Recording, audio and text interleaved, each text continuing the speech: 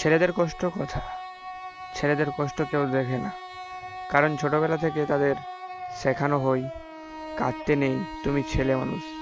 তাই তারা হয়তো কাঁদতেও জানে না। কিন্তু তার মানে এই না যে তারা কষ্ট পায় না, তারা কাঁদে না।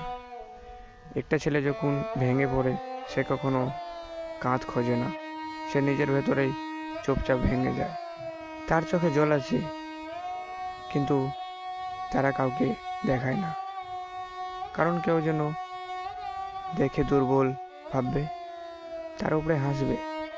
ছেলেরা কাউকে বলে না আমার খুব কষ্ট হয়, কারণ তারা জানে এই কথাটার কোনো দাম নেই। তারা রাতে ঘুমাতে পারে না, মোবাইল হাতে নিয়ে বসে থাকে, কাউকে মেসেজ ভাবতে, কিন্তু শেষ পর্যায়ে কিছু না লিখে সেখান থেকে ফিরে আসে। একটা ছেলে যখন ভালোবাসে সে সব কিছু দিয়ে দেয়, সময়, সম্মান, অনুভূতি। কিন্তু যখন সে হারায় সে কাউকে দোষ দেয় না, শুধু নিজেকেই দোষ দেয়। সবচেয়ে কষ্টটা কোথায় জানো? একটা ছেলে কাঁদলেও কেউ জিজ্ঞেস করে না তুমি ঠিক আছো তো। কারণ সবাই ভাবে ছেলেরা শক্ত মানুষ, ছেলেরা সব সহ্য করতে পারে।